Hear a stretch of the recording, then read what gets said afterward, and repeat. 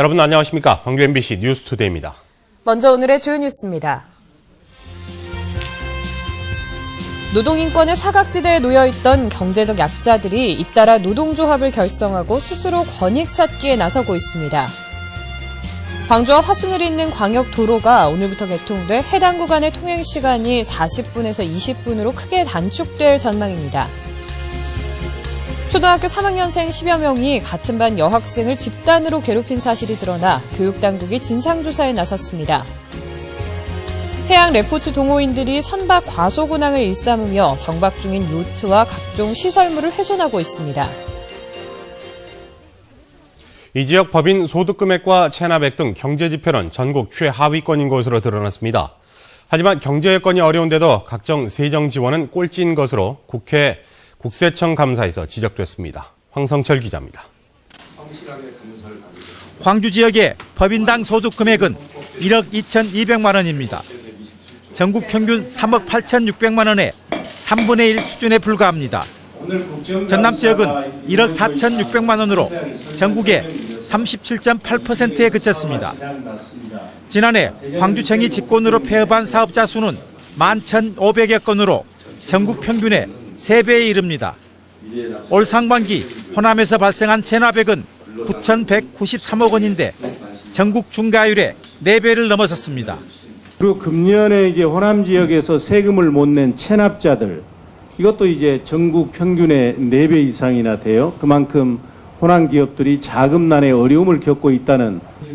경제 여건이 나쁜데도 광주국세청의 기한 연장과 징수유예 등 세정 지원은 전국에서 꼴찌를 나타냈습니다. 올 상반기 납세자가 심판 청구나 소송으로 돌려받은 화원합 환급 금액은 659억 원으로 지난해보다 3.7배 늘어났습니다. 호남의 근로빈곤층 가운데 3,000세대가 올해 정부로부터 단 한 푼도 지원받지 못한 것으로 드러났습니다. 근로장려금을 바로 세금 체납 등의 이유 때문에 3,000세대가 한 푼도 못 받았어요. 내년도부터는 이제 30%만 충당하고 70%는 내주도록 법이 개정되어 있습니다. 내년에 법인세 중과율은 0.1%인데 소득세 중과율은 그보다 90배 높은 9%여서 서민들의 세 부담은 그만큼 커질 것으로 보입니다. MBC 뉴스 황석철입니다. 민주당 강기정 의원은 한국거래소 주요 임원이 정부기관 출신의 낙하산 인사로 채워지고 있고 지역 편중도 심각하다고 지적했습니다. 강 의원은 한국거래소의 국정감사 자료를 근거로 지난 2008년 이후 본부장급 이상의 주요 보직자 17명 중 12명이 청와대와 금융위원회 등 금융당국 출신이고 주요 보직자와 사회이사의 절반이 영남권 출신으로 채워졌다며 시정을 요구했습니다. 열차 지연 횟수가 최근 3년 사이에 크게 늘어난 것으로 나타났습니다. 한국철도공사가 제출한 국정감사 자료에 따르면 호남선의 경우 KTX 기준으로 5분 이상, 일반 열차는 10분 이상 지연된 횟수가 2010년 375건에서 작년에는 908건으로 2배 이상 큰 폭으로 늘었습니다. 전라선의 경우도 지연 횟수가 2010년 622건에서 지난해는 1386건으로 증가했습니다.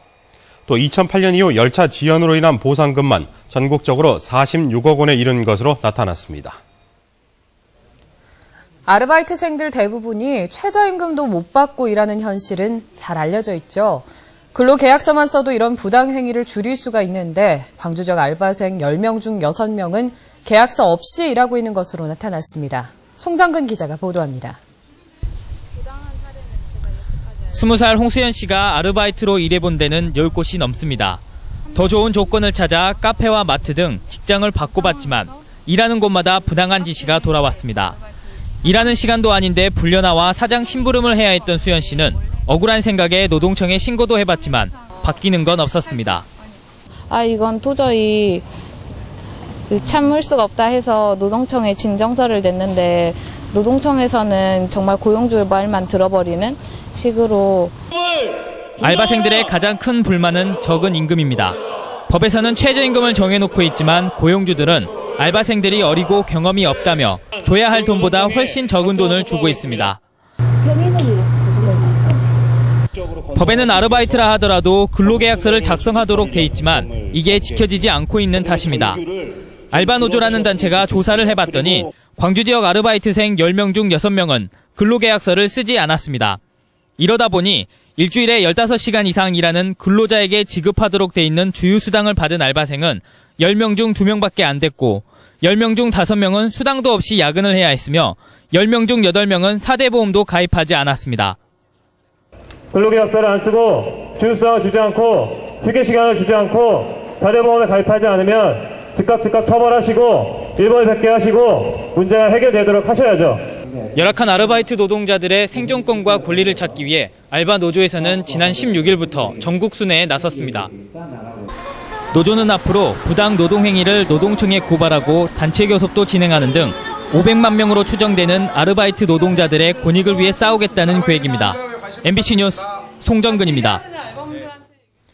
노년유니온 광주본부 준비위원회는 노인 일자리와 권익보호 등 다양한 노인 문제 해결을 위해 노동조합을 결성하기로 하고 어제 광주 광산구 더불어락 노인복지관에서 준비위원회 출범식을 가졌습니다.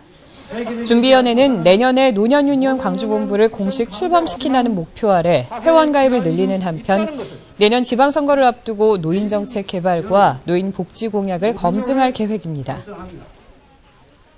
전국 해양 레포츠 동호인들로부터 인기를 끌고 있는 목포 내항의 요트시설이 요즘 몸살을 앓고 있습니다. 바로 규정을 무시한 선박들의 고속질주 때문인데요. 바다 위의 폭주, 이대로 괜찮은 것인지 박영훈 기자가 취재했습니다. 대형 어선들이 물살을 일으키며 달립니다. 잠시 뒤 밀려드는 파도가 항내 요트 시설을 덮칩니다. 달리는 배가 일으킨다 해서 항주파로 불립니다. 엄청나게 그냥 이 밀려오는 그 파도가 지금 이 요트들이 얼마 못 갈 거예요. 견디지를 못할 거예요. 거의 60도 각도로 이렇게 막 움직여요. 이 파도가 엄청납니다. 그래가지고 목포항 선박 운항 속도는 목포대교 부근은 12노트, 내양은 시속 9km인 5노트로 제한되어 있지만 일부 어선들이 규정 속도를 지키지 않고 있는 겁니다. 선박들이 일으킨 파도로 요트 마리나 시설의 전선이 끊겨 전기, 비상 등 급수 장비 등을 사용하지 못하는가 하면 정박 중인 요트가 파손되기도 했습니다.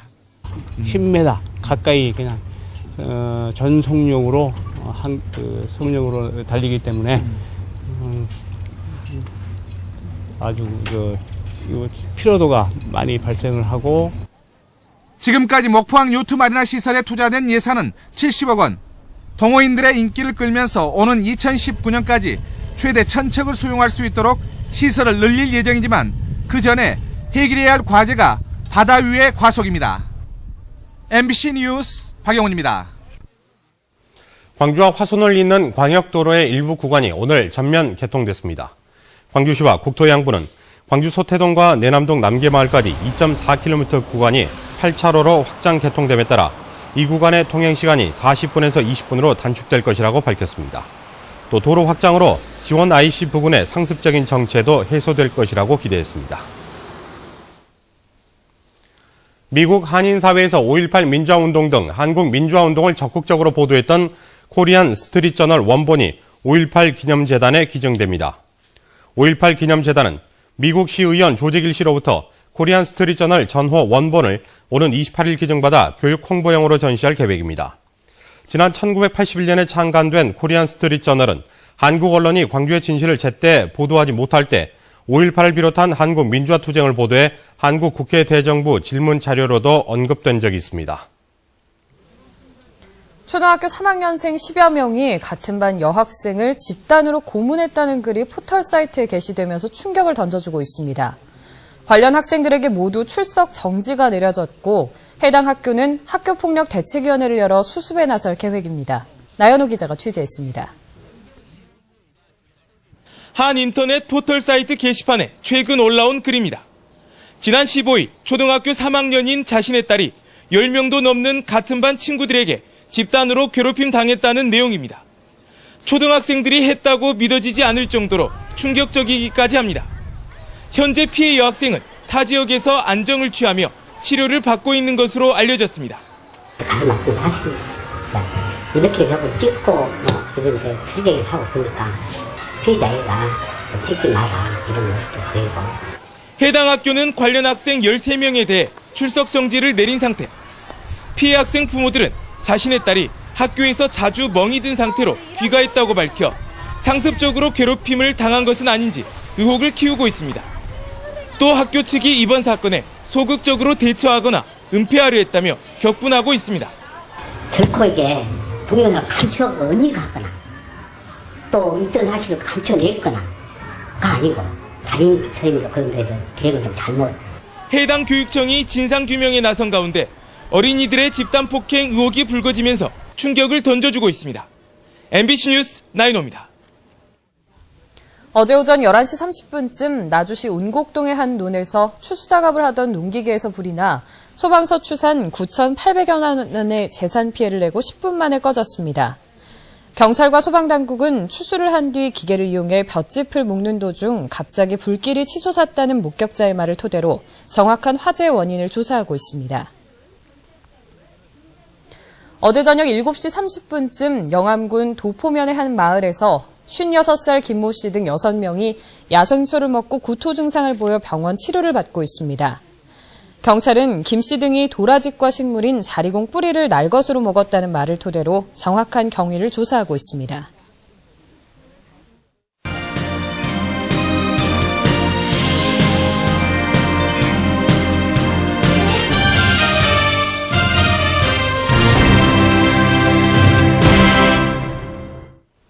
뇌물을 준 혐의로 1, 2심에서 유죄 판결을 받은 한 공무원이 대법원 파기환송심에서 무죄를 선고받았습니다. 검찰이 이 공무원을 수사하면서 진술을 거부할 수 있다는 말을 하지 않았다는 것이 이 과정이 생략된 채 작성된 진술서는 유죄 증거로 인정할 수 없다는 것입니다. 김인정 기자입니다.